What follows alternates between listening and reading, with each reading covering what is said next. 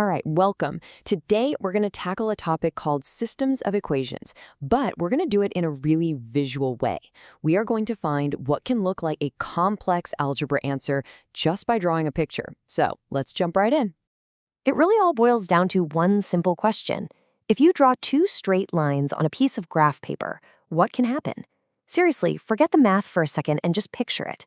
What happens when two paths cross each other? Well, in the world of algebra, that exact meeting point, that's what we call the solution. It's that one single coordinate, that one x comma y point, where the two lines intersect. I kind of like to call it the crash point. Our whole goal is just to find the exact address of that crash. Now here's the cool part. When you put any two lines on a graph, only three things can possibly happen.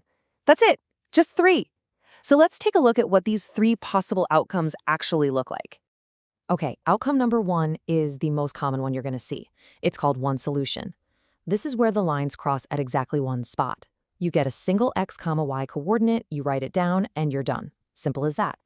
The second possibility? No solution at all. This happens when the lines are parallel. You know, like a set of perfectly straight railroad tracks. They run right alongside each other forever, but they will never, ever touch or cross. So if there's no crash point, there's no solution. And the third outcome, well, this one's a little bit of a trick. You might have two equations that look totally different on paper, but when you actually graph them, you realize, wait a minute, they're the exact same line. One is just sitting right on top of the other. In that case, every single point on the line is a solution, so we say there are infinite solutions.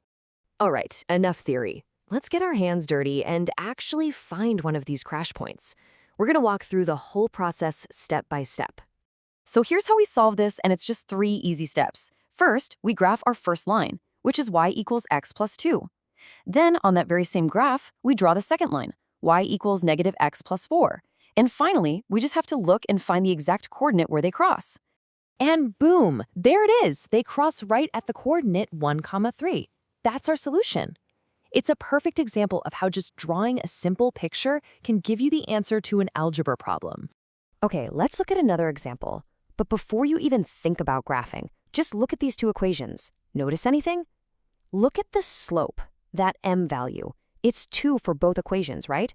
But the y-intercepts, where they start, are different. One starts at +1, and the other starts down at -3. So what happens when two lines have the exact same slope but different starting points? That's right. They're those parallel railroad tracks we were talking about. They're going to travel in the same direction forever and will never, ever cross. The moment you spot that, you know the answer is no solution. Now, sometimes equations won't be in that nice y equals mx plus b format. They might look like this, x plus y equals 3. Don't worry, here's a super quick trick. Just find the intercepts. First, pretend y is 0 to find where the line crosses the x-axis. Then, pretend x is 0 to find where it crosses the y-axis. Connect those 2 points, and bam, you've graphed your line. Okay, this all seems pretty straightforward, and it really is, but I do want to give you a quick warning. There are a couple of common traps that can make this graphing method a little tricky if you're not careful. Let's go over them real quick. So first, graphing is amazing for nice, clean, whole number answers. But what if the real answer is a messy decimal, like 1.2, 3.7? It's going to be almost impossible to find that exact point just by looking. Also, you have to be neat. A wiggly, hand-drawn line will probably miss the true intersection point. So the big takeaway here is always use a ruler. And you know, that first problem, the messy decimal answers, that's exactly why graphing is just a starting point. It's a great way to see what's happening, but for really precise answers, we need more powerful tools. That's where other methods like substitution and elimination come into play, and you'll probably learn all about those next. So you might be thinking, okay, drawing lines is cool and all, but when am I ever actually going to use this in the real world? And that is a fantastic question. Turns out there's a huge real-world reason for this, especially in business. It's something called the break-even point. Think about it. Every business has a cost line. That's all the money they spend. And they have a revenue line. That's all the money they make. When you graph both of those, the point where they cross is the break-even point, and that is a critical number for any company. So what does this intersection actually mean? It's that magic moment where the business isn't losing money, but it's not making a profit yet either. Everything below that point, the business is in the red.